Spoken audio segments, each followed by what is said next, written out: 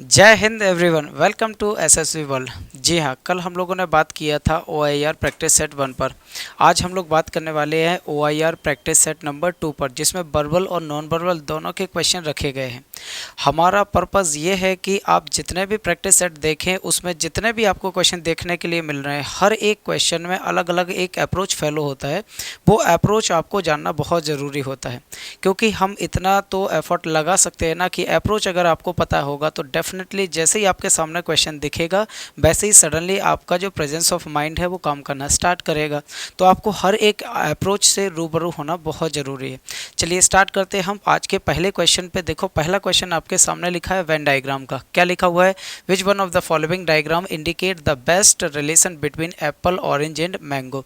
देखो, जब भी वेन डायग्राम के क्वेश्चन की बात की जाए तो वेन डायग्राम के क्वेश्चन को करने के लिए आपको सबसे पहले कुछ अप्रोच याद रखना है। पहला अप्रोच, अगर आप दोनों तरफ से ऑल पढ़ते हो तो आपको ऑल का ही रिलेशन डेवलप करना है। एक तरफ से ऑल और एक तरफ से सम आता है तो भी आपको ऑल का ही रिलेशन डेवलप करना है। अगर आपको दोनों तरफ से सम का पढ़ने पर आ रहा है, दोनों तरफ से सम पढ़ने पे आ रहा है, तो डेफिनेटली फिर आपको सम का रिलेशन डेवलप करना है। और नंबर 4 में अगर दोनों तरफ से नो रिलेशन आ रहा है तो डेफिनेटली फिर हमको नो का रिलेशन डेवलप करना है। ओके, अब दिक्कत ये है कि सर ये कैसे हमारे समझ में आएगा कि एक तरफ से ऑल है, एक तरफ से सम है। तो जो भी आपके सामने वर्ड लिखे होंगे, एप्पल, ऑरेंज एंड मैंगो, इन तीनों के बीच में आपको रिलेशन निकालना है। तो ऑल का रिलेशन अगर मैं बनाऊं कि ऑल का रिलेशन होता है कुछ इस तरीके से, एक के अंदर दूसरा सर्कल। सम का रिलेशन कैसे हो जाएगा? सम का रिलेशन आपको मिलेगा एक दूसरे का थोड़ा सा पोर्शन शेयर करते हुए। और अगर नो की मैं बात करूं तो नो में आपको मिल जाएगा एक दूसरे से दूर, कोई रिलेशन नहीं, इनके बीच में एक दूसरे से कोई रिलेशन नहीं। अब हम पढ़ेंगे कहाँ से? हम स्टार्ट करेंगे पहले ऑल का पढ़ेंगे, फिर सम का पढ़ेंगे, फिर नो का पढ़ेंगे। और अगर डायरेक्टली आपकी पकड़ है तो आप डायरेक्टली भी यहाँ से निकाल सकते थे। जैसे पहले हम किसको रीड आउट करेंगे? ऑल को, देन सबको, किसको करेंगे? सम को, और फिर लास्ट में किसको हम पढ़ेंगे? नो को पढ़ने वाले हैं। चलो इन्हीं बेस पर अपन क्या करते हैं, आंसर निकालते हैं। चलो पढ़ के देखते हैं। ऑल एप्पल्स आर ऑरेंज, बिल्कुल नहीं, क्योंकि सारे एप्पल ऑरेंज नहीं हो सकते। बिल्कुल रियल लाइफ से लेके चलना है, थोड़ा सा टाइम लगेगा, बट इसका जो अप्रोच है बस एक क्वेश्चन में आप समझ लो, बाकी क्वेश्चन में आप अप्लाई करते रहना। इधर देखो, ऑल एप्पल्स आर ऑरेंज, बिल्कुल नहीं। सम एप्पल्स आर ऑरेंज, सम का भी नहीं है, तो डेफिनेटली फिर इनके बीच में किसका रिलेशन है? नो का। अब इधर से इस साइड की ओर भी आपको रीड आउट करना पड़ेगा। ऑल ऑरेंज आर एप्पल, नहीं। सम ऑरेंज आर एप्पल, नहीं, तो डेफिनेटली किसका आएगा? फिर नो का। और दोनों तरफ से अगर नो पढ़ते थे तो देखो किसका रिलेशन था? दोनों तरफ से नो आता था तो इसमें पहला नो का रिलेशन था, मतलब एक नो इनके बीच में रिलेशन आ गया। अब अपन सेकंड नंबर पर पढ़ेंगे, सेकंड और थर्ड का। ऑल ऑरेंज आर मैंगो, नहीं। सम ऑरेंज आर मैंगो, ये भी नहीं, तो डेफिनेटली जब ऑल भी नहीं है, सम नहीं है, तो नो होगा। अब आप इधर से इधर की तरफ भी रीड आउट करो। ऑल मैंगोज आर ऑरेंज, नहीं। सम मैंगोज आर ऑरेंज, ये भी नहीं, तो डेफिनेटली फिर इनके बीच में रिलेशन किसका है? नो का। और दोनों तरफ से पढ़ने पर नो आता था तो नो को ही डेवलप करते थे, मतलब कितने आ गए? दो नो आ गए, तो दोनों हमारे आंसर में होना जरूरी है। तीसरा अपन रिलेशन निकालेंगे फर्स्ट और थर्ड का। ऑल एप्पल्स आर मैंगो, बिल्कुल नहीं। सम एप्पल्स आर मैंगो, एग्जैक्टली बिल्कुल नहीं, तो डेफिनेटली फिर क्या होगा? नो का। अब इधर से आ जाओ, ऑल मैंगोज आर एप्पल, नहीं। अच्छा, सम मैंगोज आर एप्पल, ये भी नहीं, तो भी किसका रिलेशन होगा? नो का। तो डेफिनेटली इनमें तीनों के बीच में किसका रिलेशन है? नो का। और तीन नो कहाँ पर दिखाई दे रहा है? Option number 4। अगर आप बहुत ध्यान से देखोगे तो यहाँ पर आपको तीनों नो दिखाई दे रहे हैं। एक को मान लो एप्पल, एक को मान लो ऑरेंज और एक को मान लो मैंगो, और एक दूसरे के अगर कभी भी नाम से ना बुलाया जा सके। वेन डायग्राम में 2-3 आपको रूल भी याद रखना है कि अगर एक को दूसरे के नाम से नहीं बुलाया जा सकता तो डेफिनेटली है नो का रिलेशन डेवलप करना है। जैसे ट्रेन और बस के बीच में नो का रिलेशन, पति पत्नी के बीच में भी नो का रिलेशन डेवलप करना है। क्यों करना है? क्योंकि भाई साहब इनके बीच में जेंडर का फ़र्क है, और जेंडर अगर अलग अलग हो जाते तो डेफिनेटली फिर आप नो का ही रिलेशन लगाओगे। एग्जैक्टली ये है अप्रोच। क्वेश्चन नंबर सेकंड को अगर आप देखें तो किसका रिलेशन निकालना है? सन, प्लैनेट्स एंड अर्थ, इन तीनों के बीच में क्या रिलेशन है? इन तीनों के बीच में क्या रिलेशन है? तो अगर आप बहुत ध्यान से देखोगे कि जो अर्थ होती है भैया वो प्लैनेट ही तो है, ठीक है। जो अर्थ होती है वो क्या है? प्लैनेट, यानी प्लैनेट के अंदर अर्थ होगी। और सन का ना तो प्लैनेट से कोई लेना देना नहीं है क्योंकि ये तो स्टार है, क्योंकि ये तो क्या है, स्टार है, इसको अपन अलग लिख लेते हैं। तो जो अर्थ होती है वो प्लानेट के अंदर होना चाहिए। तो देखो ये मान लेते हैं कि ये है प्लानेट, और प्लानेट के अंदर कौन आ जाएगा, अर्थ हो जाएगा। अब प्लानेट और अर्थ का सन से कोई लेना देना नहीं है, तो सन को क्या कर दो, अलग रख दो, यानी कि ऑप्शन नंबर बी। अगर इन क्वेश्चन को आपने 20 से 25 क्वेश्चन कर लिए तो डायरेक्टली फिर आप ऑप्शन देखकर भी इसको एलिमिनेट किया जा सकता है। क्वेश्चन नंबर 3 देखें जरा।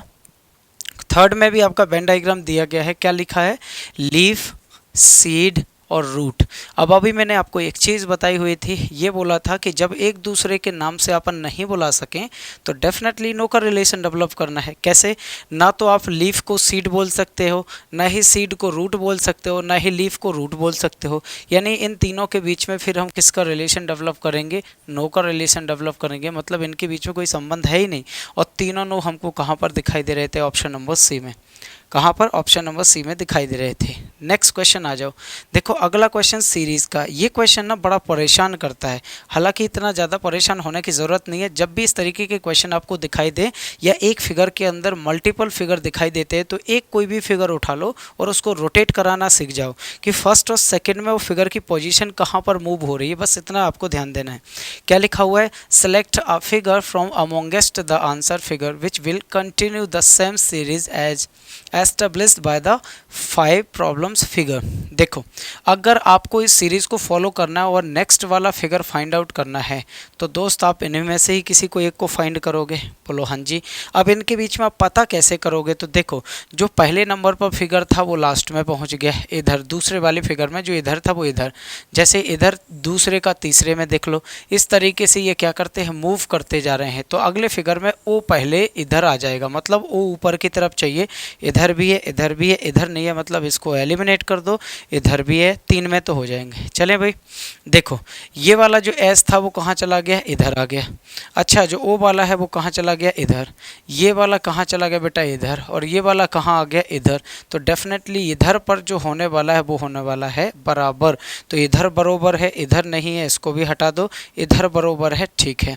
अच्छा और अपन क्या कर सकते हैं कि देखो जो फर्स्ट में जो वाला इधर पर बराबर दिया गया, सेकंड वाले में इधर आ गया, ऐसे मूव कर रहा है। देखो ये वाला जो इधर है दूसरे वाले में इधर आ गया, ये वाला देखो इधर आ गया, ये एक्स देखो इधर आ गया। तो अब की बार सी वाला ठीक सेंटर में चला जाएगा, और सी सेंटर में इधर है नहीं, मतलब इसको भी एलिमिनेट करो। तो हमारे पास भी ऑप्शन नंबर डी ही बचेगा। हमारे पास भी ऑप्शन नंबर क्या बचेगा, डी। अब आप बोल रहे थे कि सर एक ही आप आंसर निकाल सकते हो, एक ही फिगर को रोटेट करा के। तो सबसे पहले सेंटर वाला रोटेट करा देते, आपको आंसर मिल जाना था। सबसे पहले सेंटर वाला अगर फिगर आप रोटेट करा लेते हो तो आंसर मिल जाएगा, नो डाउट, कोई दिक्कत नहीं है। नेक्स्ट क्वेश्चन, अगला क्वेश्चन देखो वही लिखा है, select a figure from amongst the answer figures which will continue the same series as established by the 5 figure problems. क्या करोगे आप इसको, 1 2 3 4 5 फिगर दिए गए हैं। इनमें से आपको ना छठवां फिगर अगर मुझे पता करना हो कि इसका छठवां फिगर कौन सा है, तो इनमें से वो कौन सा फिगर रखूँगा मैं, ठीक है, यही आपको देखना है। तो इधर आओ मेरे भाई, इसमें और इसमें कितना डिफरेंस है, फर्स्ट और सेकंड में आप डिफरेंस पता करो। सर जो फिल वाला पोर्शन इधर है ये पहुंच गया इधर, मतलब ठीक उल्टा हो गया, ये वाली लाइन इधर होगी। बोलो ठीक है। सर इसमें और इसमें हमको क्या डिफरेंस समझ में आ रहा है कि जो ऊपर जो नीचे वाला फिगर भरा हुआ था ये कहाँ पहुँच गया, ऊपर, और जो ऊपर था वो कहाँ गया, नीचे। मतलब बिल्कुल एक्सचेंज ऐसे हो रहा है। तो इसको भी आप इस तरीके से ऐसे पलट दो, जो खाली इस साइड है तो खाली इस साइड होना चाहिए, इस साइड खाली इधर है, इधर है, इधर है, इसमें नहीं है, इसको हटा दो, ठीक है। अब इसको आप पलटोगे तो ये भरा हुआ पोर्शन इधर आ जाएगा, मतलब डायरेक्ट इसको पलटना है। तो भरा हुआ पोर्शन इसमें है, इसमें भी नहीं है, इसमें भी नहीं है, हटा दो। ऑप्शन नंबर क्या दिखाई दे रहा है हमको, डी दिखाई दे रहा है। एकदम सिंपल सी चीज़ थी। अगले क्वेश्चन की तरफ बढ़ेंगे। अगला क्वेश्चन आपके सामने ये जो दिखाई दे रहा है ना, एकदम सिंपल से क्वेश्चन होते हैं। सही मायने में ये क्वेश्चन बिल्कुल बेसिक अप्रोच वाले होते हैं। करना क्या होता है कि मैं आपसे बोलूँ कि ये वाला जो डॉट है ये किस किस के अंदर है, पहले तो ये पता करो। सर ना ये वाला जो डॉट जो इस कलर से मैं बना रहा हूँ ये स्क्वायर के अंदर भी है, सर ये ट्रायंगल के अंदर भी है, और ये सर्कल के अंदर भी है। तो इसी तरीके का फिगर आपको नीचे भी फाइंड आउट करना है कि इस वाले डॉट को इन तीनों में बिठा सकें। तो इन तीनों का कॉमन पोर्शन मुझे कहाँ कहाँ दिखाई दे रहा है, देखो ये है ट्रायंगल, ये है सर्कल और ये है आपका इधर बिठा सकता हूँ। सर इसमें पॉसिबल है, हाँ जी सर इधर बिठा सकता हूँ। इसमें पॉसिबल है जी, इसमें पॉसिबल नहीं है क्योंकि तीनों का कॉमन इसमें नहीं है, मतलब ऑप्शन हटा दो। इसमें तीनों का कॉमन बिल्कुल इधर आप बिठा सकते हो। ये वाला पहला वाला जो आपके सामने डायग्राम दिखाई दे रहा है ना, ये 3 जगह बैठ गया है। कहाँ कहाँ? इसमें इधर, इधर और इधर, मतलब इन तीनों में से ही कोई आंसर है। अब आ जाओ सेकंड वाला। अगर मैं इस वाले डॉट की बात करूं तो ये वाला डॉट देखो कहाँ कहाँ बैठा हुआ है। ये बैठा हुआ है इस तरीके से स्क्वायर में और ट्रायंगल में। तो स्क्वायर और ट्रायंगल का कॉमन सेक्शन देख लो, जहाँ पर भी मिल जाए वही आंसर है, स्क्वायर और ट्रायंगल का। अगर मैं स्क्वायर और ट्रायंगल, लेकिन इसका सर्कल से कोई लेना देना नहीं है। देखो इसका सर्कल से कोई लेना देना नहीं है, सर्कल में नहीं होना चाहिए, तो होना किस में चाहिए? स्क्वायर और ट्रायंगल में। स्क्वायर और ट्रायंगल देखो, इसमें स्क्वायर और ट्रायंगल का इधर बिठा सकते थे बट ऑलरेडी बैठा हुआ है, हटा दो। स्क्वायर और ट्रायंगल में इधर बिठाएंगे तो वो सर्कल के अंतर्गत आ जाएगा, इसको हटा दो तो 3 ऑप्शन एलिमिनेट हो गए। तो आंसर कौन सा हो जाएगा? चौथा वाला। आंसर कौन हो जाएगा फिर? Definitely option number D. ठीक है, नेक्स्ट क्वेश्चन। अगला क्वेश्चन भी सेम कंडीशन वाला है। आपको ये वाला डॉट देखना है कि ये वाला डॉट कहाँ पर बैठा हुआ है। इस वाले डॉट की अगर मैं बात करूँ तो देखो सर्कल में भी बैठा हुआ है और ट्रायंगल में भी बैठा हुआ है, बट इस डॉट का इस स्क्वायर से भी कोई लेना देना नहीं है। मतलब जो रेड कलर से मैंने बनाया है, एक तो सर्कल में होना चाहिए और दूसरा ट्रायंगल में होना चाहिए, लेकिन स्क्वायर से कोई लेना देना नहीं है। तो इन दोनों में कॉमन देखो, कॉमन देखो। अगर मैं ये सर्कल और इधर पर बिठाऊं तो बेटा वो स्क्वायर में आ जाएगा, मतलब ऑप्शन हटा दो। इसमें आ जाओ, अगर मैं सर्कल और ट्रायंगल इधर देखूं, कहाँ कहाँ? सर्कल और ट्रायंगल में था, बट सर्कल और ट्रायंगल में अगर इधर बिठाऊं तो वो स्क्वायर में आ जाएगा, ये भी गलत हो जाएगा। सर्कल और ट्रायंगल में अगर मैं बहुत ध्यान से देखूं और इधर बिठाऊं तो सर्कल और ट्रायंगल में अगर इधर बिठा रहा हूँ और कहीं बिठा सकता हूँ? नहीं सर, यही दोनों कॉमन है तो वो स्क्वायर के अंदर आ जाओ। मतलब कहाँ पर बनेगा फिर? ऑप्शन नंबर डी में। कहाँ पर बन जाएगा? ऑप्शन नंबर डी में। नहीं नहीं नहीं, ऑप्शन नंबर डी में भी तो कहाँ बन रहा है भाई? इस वाले को सर्कल में बिठा लो और ट्रायंगल में, तो सर्कल और ट्रायंगल में आपको बिठाना है बट स्क्वायर में नहीं। सर्कल और ट्रायंगल में अगर मैं इधर बिठाऊं तो ये तो स्क्वायर में हो जाएगा, मतलब ये भी नहीं हो सकता। इधर देखो सर्कल और ट्रायंगल में कहीं पर पॉसिबिलिटी है कि बिठा सके? सर सर्कल और ट्रायंगल इनमें भी चेक कर लो एक बार दोबारा से। अच्छा, सर्कल और ट्रायंगल इधर बिठा सकते हैं, बिल्कुल सही बात है। इसमें सर्कल और ट्रायंगल में बिठाएंगे तो बिल्कुल नहीं बिठा सकते। इधर सर्कल और ट्रायंगल में इधर बिठाएंगे, नहीं बिठा सकते, मतलब 3 एलिमिनेट हो गए। ऑप्शन नंबर ए में बन रही है पॉसिबिलिटी। सेकंड वाला कहाँ है? ट्रायंगल में है और स्क्वायर में है। ट्रायंगल और स्क्वायर देख लो भाई, ट्रायंगल और स्क्वायर इधर बिठाया जा सकता है, बिल्कुल ऑप्शन नंबर ए है। कौन सा है? ऑप्शन नंबर ए है। बस देखना है आपको बहुत ध्यान से, और इसके अलावा कुछ भी नहीं है। नेक्स्ट क्वेश्चन नंबर 8 जरा चेक करें। सेम कंडीशन है। कंडीशन क्या दी गई है? Figure x is given followed by 4 alternative figure. Figure x is embedded in one of the alternative figures. Trace out the alternative which contain figure x as its part. यानी कि जो आपके सामने ये x फिगर दिख रहा है ना, ये फिगर इन चारों फिगर के अंदर कहीं ना कहीं एम्बेडेड है, कहीं ना कहीं बनता हुआ दिखाई दे रहा है।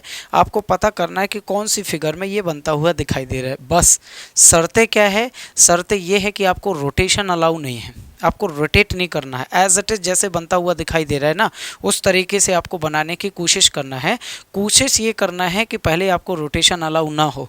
अगर इन केस कभी ऐसा होता है कि किसी भी ऑप्शन में बिल्कुल सीधा नहीं दिखाई दे रहा है, देन आपको रोटेट कराना है, देन आपको रोटेट कराना है। आ जाओ भाई, इधर अगर आप देखोगे तो इस तरीके से ये वाला फिगर कहाँ पर बनता हुआ दिखाई दे रहा है दोस्त? अगर बहुत ध्यान से देखोगे ना तो ऑप्शन अंदर देखो सी में मुझे इस तरीके से बनता हुआ दिखाई दे रहा है। हाँ जी, यानी कि ठीक ऑप्शन नंबर कौन सा हो जाएगा? सी हो जाएगा।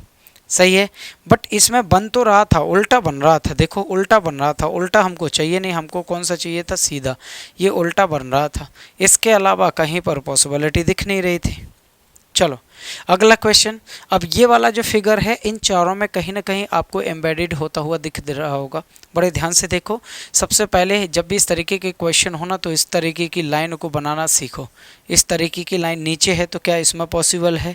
सर इस तरीके से अगर मैं ऊपर जाऊं तो इस तरीके से यहाँ तो पॉसिबल है। सर और कहाँ पर पॉसिबल है बेटा? और इधर पर भी पॉसिबल है। बोलो हाँ जी। तो 2 जगह तो पॉसिबिलिटी है। दो जगह कहाँ कहाँ दिखाई दे रही है, एक तो ऑप्शन नंबर ए में और एक ऑप्शन नंबर डी में। अब सर ना इस तरीके से आपको ये वाली लाइन चाहिए और ऊपर छोटी लाइन चाहिए, तो इधर अगर मैं ऊपर ऐसे देखूं और इधर से कोई लाइन नहीं है, मतलब ये तो ऑप्शन एलिमिनेट हो गया। इसमें यहाँ पर मुझे बनता हुआ दिखाई दे रहा था, बट यहाँ से इस तरीके से लाइन नहीं है, मतलब ये भी गलत है। अब यहाँ पर बन नहीं रहा था, तो बन कहाँ रहा था, इधर देखो ऑप्शन नंबर डी में आपको दिखाई दे रहा होगा। कौन सा, ऑप्शन नंबर डी में आपको दिखाई दे रहा होगा। ठीक है, चलो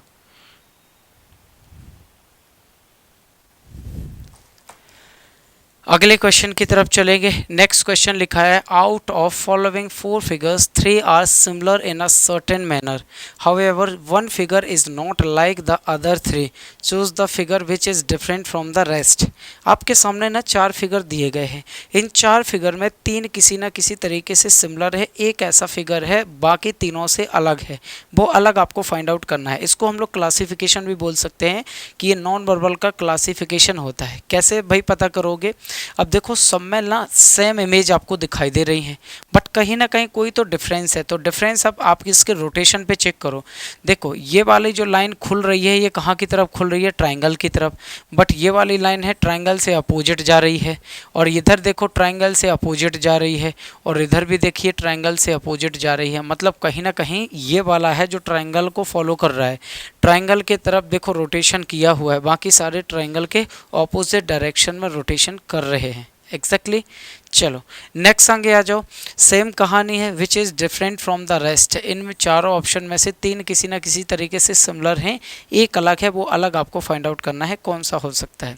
अब देखो इनमें जब भी एरो के अगर आपसे क्वेश्चन पूछे जाते हैं या एरो कहीं भी दिखे तो चेक ये करना है कि सारे एक ही डायरेक्शन में है या अल्टरनेटिव डायरेक्शन में है, क्योंकि उनमें डायरेक्शन ही फॉलो करवाता है। इधर देखो इसमें इसका डायरेक्शन इस साइड है, इसका डायरेक्शन इस साइड है, इसका डायरेक्शन इस साइड है, मतलब अल्टरनेटिव है। इसमें इसका डायरेक्शन इस साइड है, इसमें इसका, और इसमें बेटा 2 एक साइड हो गए जो नहीं होना चाहिए, इसमें एक इस साइड है और एक इस साइड है, इसमें 2 एक से हो सकते हैं, ये आंसर मिल सकता है। इधर देखो इसका इस साइड, फिर इस साइड, फिर इस साइड, फिर इस साइड और फिर इस साइड, मतलब अल्टरनेटिव है, तो ये और ये और ये तो तीनों एक जैसे हैं, बट ये अलग है, मतलब परफेक्ट आंसर क्या होने वाला है, बी वाला, बी फॉर बॉम्बे वाला। एग्जैक्टली चलो नेक्स्ट अगर आप बहुत ध्यान से देखें तो इनमें आपको क्या करना है, अलग करना है। 3 सिमिलर किसी ना किसी बेस पर सिमिलर होंगे, एक अलग होगा, बस वो अलग आपको फाइंड आउट करना है। कैसे करोगे, देखो अगर मैं बोलूँ अंदर कितने हैं 2, बाहर की तरफ कितने हैं भैया 4, यानी कि 2 का डबल 4 बाहर हैं। सर इधर देखो अंदर 2 हैं, बाहर की तरफ 4 हैं, तो 2 का डबल 4 बाहर।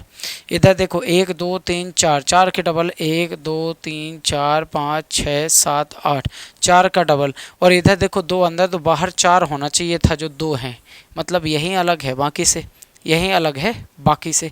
नेक्स्ट आगे आ जाओ, इसमें भी वही कहानी करनी है आपको। 3 किसी ना किसी बेस पर सिमिलर होंगे, एक अलग होगा, वो अलग फाइंड आउट करें। भाई इसमें देखो 1 2 3 4 5, 1 2 3 4, 1 2 3 4, 1 2 3 4 5 6। अब देखो ये तो ऑड और इवन के आधार पर भी आपको फाइंड आउट कर सकते हो कि इसमें देखो 5 हैं, बाकी सभी में 4 और 6 हैं, लेकिन इन तीनों में ना एक जैसे नंबर नहीं है। अगर 4 4 होते और इसमें 3 होता तो हम उसके बेस पर मान सकते थे, क्योंकि एक अगर अलग है तो बाकी 3 सेम होना चाहिए। देखो बाकी में कैसे आंसर आ सकता है, यहाँ पर देखो ये कोनों पर हैं यानी किनारे पर हैं, बाकी देखो किसी में भी किनारे पर नहीं है बच्चे, इसमें भी देखो किनारे पर नहीं है, इसमें भी किनारे पर नहीं है, केवल एक ही था जो किनारे पर नहीं था, ऑप्शन नंबर बी। बाकी तीनों में देखो सिमिलरिटी है जो किनारे पर नहीं है। सही है। नेक्स्ट अगला question, different from the rest. आ जाओ भाई, इन चारों में से एक आपको अलग फाइंड आउट करना है, वो अलग कौन सा हो सकता है। इसमें अगर आप बहुत ध्यान से देखोगे तो ये दोनों के दोनों एंटी क्लॉक हैं। इसमें भी अगर आप बहुत ध्यान से देखोगे तो भी दोनों एंटी क्लॉक हैं। इसमें भी दोस्त दोनों के दोनों एंटी क्लॉक हैं, बट बेटा इसमें जो दोनों के दोनों हैं ना वो क्लॉकवाइज हैं, तो जो क्लॉकवाइज नहीं हो सकते, क्योंकि इसमें सभी में इसमें कैसे एंटी क्लॉक है और लास्ट वाले में क्या है क्लॉकवाइज है, तो जो क्लॉकवाइज हो जाएगा वो डिफरेंट फ्रॉम द रेस्ट, इन तीनों में से वो अलग हो जाएगा। अगला क्वेश्चन आ जाओगे, क्वेश्चन नंबर 15 में लिखा है, यदि बैरोमीटर का रिलेशन प्रेशर के साथ है तो थर्मोमीटर का रिलेशन कैसे या किसके साथ डेवलप करोगे आप। Select your answer, temperature, speed, weight और हाइट। तो भाई ये जो इस तरीके के क्वेश्चन पूछे जाते हैं इनको बोला जाता है वर्ड एनालॉजी। और वर्ड एनालॉजी तभी सॉल्व हो पाती है जब आपकी वोकैबुलरी, आपकी जीके जीएस या मिसलिनियस जो नॉलेज है वो ठीक ठाक हो। अब इधर आओ, जैसे बैरोमीटर से क्या मापा जाता है? प्रेशर। तो थर्मोमीटर से क्या मापा जाएगा? टेम्परेचर मापा जाएगा। ये तो अभी सबको पता है। अगला क्वेश्चन आ जाओ, देखो कैटल का रिलेशन हर्ड के साथ है, तो फ्लावर का रिलेशन किसके साथ होना चाहिए? एक बात बताओ, कैटल मतलब होता है मवेशी और हर्ड मतलब होता है झुंड। तो जो जानवरों का एक साथ जो ग्रुप होता है उसको हम लोग बोलते हैं झुंड। तो फ्लावर के एक साथ ग्रुप को क्या बोलेंगे? क्या बोलेंगे? जल्दी से बताओ भैया। बकेट बोलेंगे। क्या बोलेंगे? बकेट बोलेंगे। ये तो भी पता है। अगले क्वेश्चन की तरफ बढ़ेंगे, तो यदि सीप का रिलेशन लैम्ब के साथ है तो भैया बटरफ्लाई का रिलेशन किसके साथ माना जाएगा? देखो सीप यानी भेड़, लैम्ब यानी उसका जो छोटा बच्चा होगा। तो जो सीप का बच्चा होगा उसको हम क्या बोलेंगे? लैम्ब बोलेंगे। तो जो बटरफ्लाई होगी तितली, इसके छोटे बेबी को हम लोग किस नाम से जानते हैं? कैटरपिलर के नाम से जानते हैं।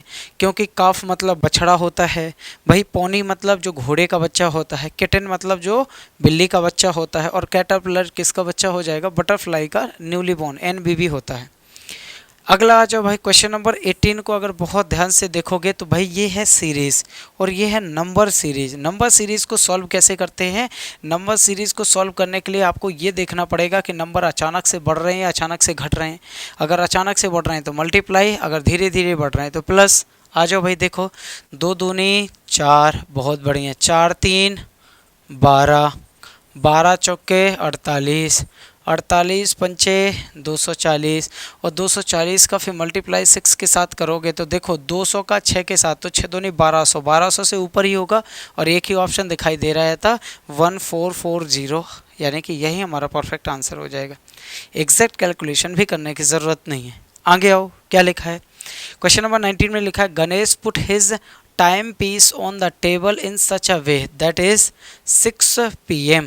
Our hand point to north, in which direction the minute hand will point at 9:15 PM. देखो भाई एक बात बताई गई है, उसने बोला है कि एक कोई बच्चा था गणेश नाम का, उसकी घड़ी में कितने बजे हुए थे? बिल्कुल अपनी लैंग्वेज में चलते हैं बेटा। उसकी घड़ी में कितने बजे हुए थे? उसकी घड़ी में बजे हुए थे ठीक 6, और 6 अपन बजा लेते हैं घड़ी में।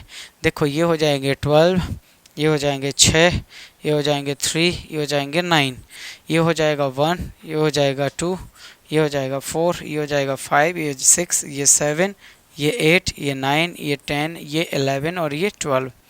जब इस तरीके के आपको नंबर दिखाई देते हैं और अगर किसी घड़ी में ठीक 6 बजे हो, किसी घड़ी में कैसे बजे हो? 6, तो जो घंटे वाली सुई है वो होगी इधर, और भैया जो मिनट वाली सुई होगी ना बच्चे, वो होगी इधर। ध्यान रखना 6 इस तरीके से ही बजे होंगे। तो एक बात बताओ, आवर एंड, अगर मैं आवर एंड की बात करूं तो आवर एंड अभी सही मायने में कहाँ पर है? साउथ में।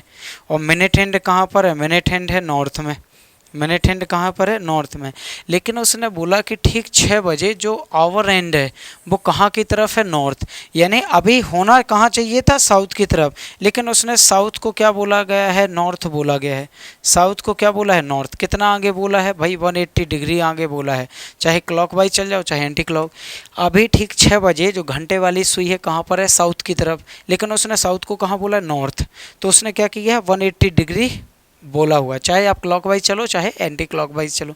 अब उसने बोला है कि घड़ी में ठीक 9:15 थे, और अगर 9:15 होंगे तो दोस्त एक बात बताओ, ये घंटे वाली सुई इधर होगी और मिनट वाली सुई इधर होगी।